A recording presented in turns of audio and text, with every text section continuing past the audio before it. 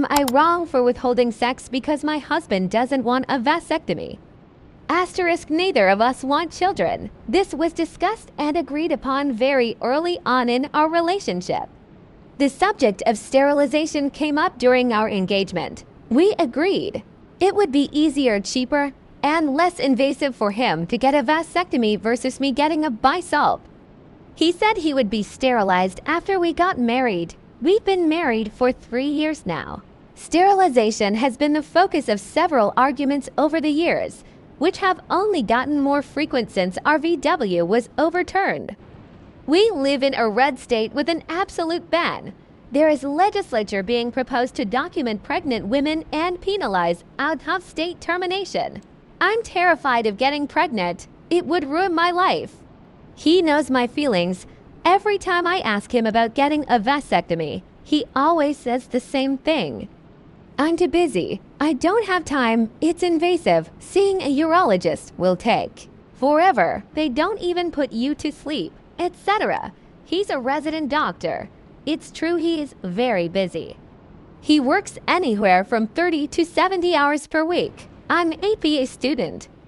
I spend 50 plus hours a week attending class and studying, but he has the luxury of taking time off. I do not. For the next 2 years, my schedule will be inflexible. He claims vasectomies are just as invasive as a laparoscope bisulp.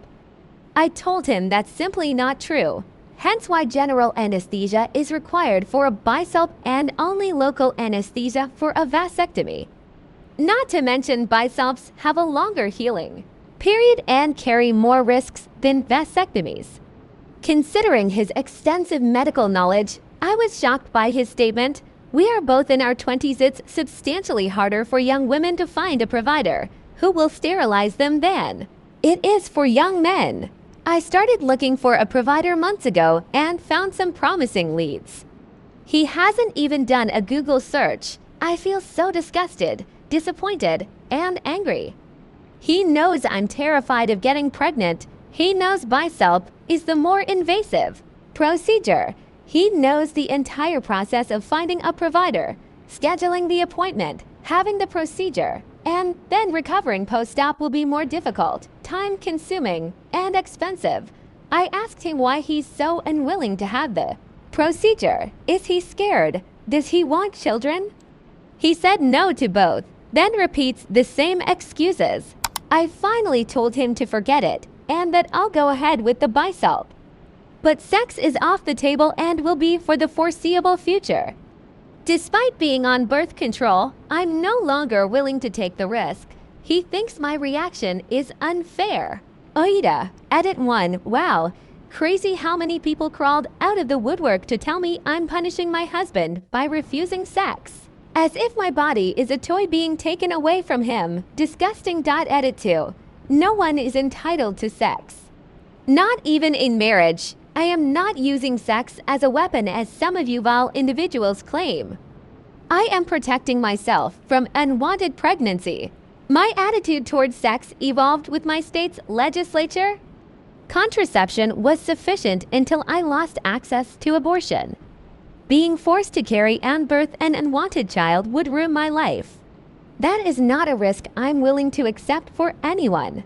Have you subscribed yet? Hit that like button, ring the bell so you never miss a thing, and help us grow. Your support means the world. Now, let's jump into the part you've all been waiting for, reading and reacting to your awesome comments. 1. The user stunning_flounder_54 said, I'm horrified that your husband, a medical doctor, is seriously claiming that a vasectomy and a SAP are even remotely the same. You're not an asshole. Stay strong. This comment cuts straight to the heart of the issue, the husband's dishonesty. As a doctor, he knows the procedures aren't equivalent, which makes his excuses either cowardly or manipulative. The support here is validating, but it's also infuriating that Op even needs this reassurance. Why should a woman have to defend her right to fear pregnancy in a post-Roe world? The comment's tone is protective, almost like a friend grabbing your hand and saying, don't let him gaslight you. And honestly, more of us need friends like that. 2. The user Drapesnormax said, He doesn't believe it. He just doesn't want to have the vasectomy. Analysis, reflection, short, blunt, and brutally accurate. This comment strips away the pretenses. The husband's reasons are smokescreens classic. Avoidance behavior. What's chilling is how casually men like this dismiss their partner's terror. It's not just about refusing the procedure. It's about refusing to acknowledge the stakes for her. If he'd just admit, "I'm scared," or "I changed my mind," there'd be a conversation. Instead, he's banking on her dropping it. That's the kind of emotional laziness that erodes trust permanently. 3. The user irascible said, "He has such little respect for you that he will tell you a lie, knowing that you know otherwise." Analysis, reflection, boom. This isn't just about a medical disagreement, it's about contempt. When someone lies too, your face while knowing you see through it. They're not just dodging responsibility. They're testing how much you'll tolerate. And let's be real, if he'll lie about this, what else is he comfortable lying about? The comment threads explode with words like trap and future faking, and it's hard not to wonder if this marriage was a bait-and switch. The scariest part, he might not even see it as malice, just convenience. 4. The user dazzling-TREACLE109 said, "I believe the dude is keeping his options open in case the marriage doesn't work out." Many women will not have a man who doesn't want children. Analysis, reflection, oof. This theory hits hard because it's pragmatic. A vasectomy is a tangible commitment to child freedom, one he's avoiding. Is he hedging his baits? Maybe. But what's worse is the implication that he values hypothetical future relationships over his current wife's safety. It's selfishness dressed up as indecision. And let's not gloss over the irony. He's okay with her getting sterilized.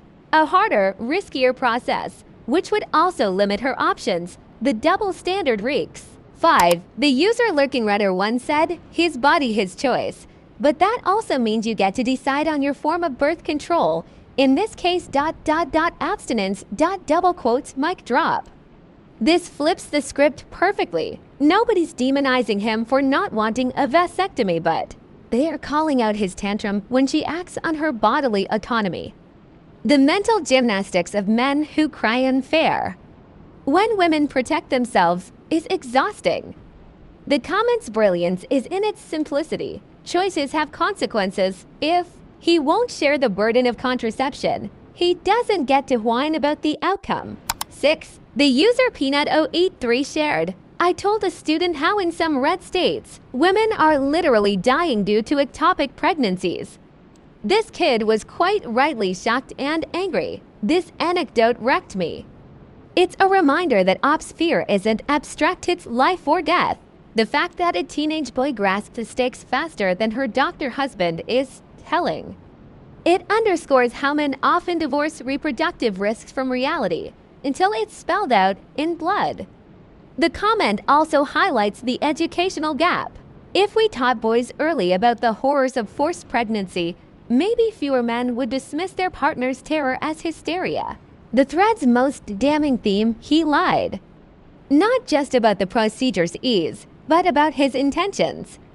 Whether it's fear, indecision, or outright deception, his refusal to communicate honestly is the real issue, and the backlash against Op for withholding sex reveals how deeply society still views women's bodies as communal property.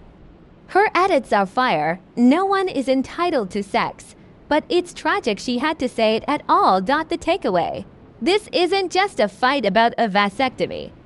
It's about respect, trust, and whether he sees her as a partner or a convenience. And honey, if a man watches you panic about pregnancy bans and still won't lift a finger to help, he's told you everything you need to know. She had married him believing they were a team, two people who had carefully mapped out their future together. No children, that had been non-negotiable from the start.